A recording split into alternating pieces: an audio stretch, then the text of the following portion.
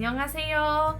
I'm Elian, aka 빵순이, aka Ms. Bread from 빵순이와 밥돌이, Mr. Rice and Ms. Bread. As you all may know, I live in South Korea, and in the past few years, I've appeared on multiple Korean television shows where I talked about many different subjects, all in Korean. I really love the Korean language, and a lot of people have asked me how I studied Korean, so that's what we are going to talk about today. First of all, I would like to talk about my own Korean language journey. It has been a very hard and long journey, and I don't think the end will ever be in sight. But I'm really glad that I started learning this language, and I really hope that other people can really feel the same joy that I felt when learning this language. So I started learning Korean when I was in high school. In high school, I was a big K-pop fan, and I loved Korean shows and I loved Korean dramas. And while listening to these songs and watching these dramas and television shows, I got really intrigued by the culture, but you cannot understand a culture without understanding its language. In high school, I was living in a smaller town which didn't have any Korean language classes. Back then, the only Korean language classes were in Brussels, in our capital. So I started learning Korean by myself via YouTube and via several sites on the internet. And I taught myself how to read and write Hangul and basic sentence structure, basic expressions, things like that. But as you all know, studying by oneself is a really difficult thing. There's no one there to actually listen to you, correct you, no one there to say, do your homework. So I studied very irregularly, just when I felt like it. After graduating high school, I came to Korea for the first time. Me and my friend did a backpack trip in Japan and Korea, so we visited Korea for approximately 10 days. And it was after coming here that I felt really motivated to learn the language. Before I came to Korea, I actually wanted to enroll in a Korean language school here in Korea.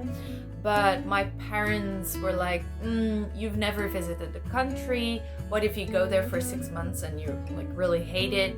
So they didn't want me to immediately go to a language school here in Korea, being just 18 and, not having that much life experience yet. So they told me to first visit the country and then later I could decide. I visited Korea for 10 days, then I went back to Belgium, and while I was studying politics at my university, I found the King Sejong Institute. It's called 세종학당, and it's a institute that has schools all over the world with the main goal of teaching the Korean language. So I took evening classes there once a week.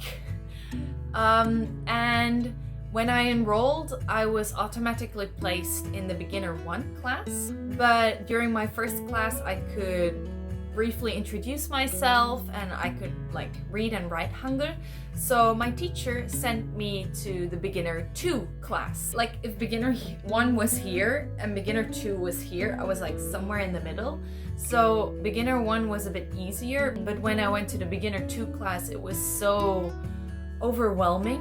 So I decided to go back to beginner 1, even though it was slightly below my own level. And I think that was a really smart choice because it helped me to really understand the basics. Even though I had learned some things through self-study, I could really focus on those basic grammar principles, and I think that's really important. So I studied at the King Sejong Institute for 3 years, and during those 3 years I participated in 2 speech contests and a lot of cultural activities organized by the King Sejong Institute and the Korean Cultural Center in Brussels. And one of the most amazing things about the King Sejong Institute was that they invited students from all over the world, from all of their different schools, to participate in this kind of cultural event in Korea. So because I won the speech contest, they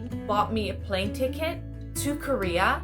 So I went to Korea in 2014 to participate in this cultural event where we learned more about the Korean language and the Korean culture. And it was so amazing to meet all these different people from different places who all had this passion for Korean culture and passion for the Korean language.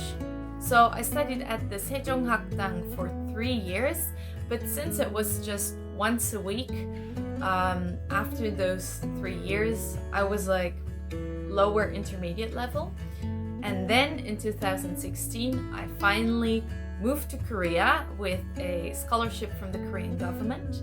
And this scholarship gave me the opportunity to study at a language school for 1 year and then do a master's of 2 years. I studied Korean at a language school in Cheonan, which is a city approximately 100 kilometers south of Seoul. And then I did my master's in media communication at 성균관 대학교, 성균관 University. Older K-pop drama fans might know 성균관 from like the historical drama 성균관 Scandal. 성균관 is considered the oldest school, oldest university of Korea. It was the place where the scholars during the Joseon dynasty, Joseon 시대, those scholars would study there. So while I was doing my master's, approximately 60% of my classes were in English and 40% of my classes were in Korean. Even though I had studied Korean at a Korean language school, these university classes in Korean were a big challenge for me. And I remember crying a lot. You know, I made it, I graduated, and right now I'm just working and hustling here in Korea, trying to keep my head above the water, literally, because I'm a swimming teacher right now. And as you all know, I am married to a Korean man and we speak Korean together. My Korean is not perfect. Every day I encounter words that I don't know. Every day there's something new to learn. Even though learning a language and learning Korean is so much fun, at the same time, I know I still have so much stuff to learn that sometimes it can get a bit depressing. But it's important to set like clear goals and be proud of all the things you have achieved already. I have really bad days at work when someone talks to me and I'm just like, what? 멘붕. Like, on those days I can feel very small and, you know, a bit like a failure because I have been here for almost 6 years. I've been studying Korean for like 10 years. How is it possible that I still don't know this word? How is it possible that I forgot how to say this or this again? But I think we shouldn't be too hard on ourselves. Koreans have told me that my Korean is really good and that I should be proud of all the progress I have made. So I try to believe those people and, you know, stay positive, and I try to stay excited about learning things in Korean. So here we are. That's my language journey. I hope you enjoyed this little talk. Let me know what you think in the comments, and let me know if you have any questions or any suggestions about videos that I could do in English. And I hope to see you next time. Bye! 다음에 봐요!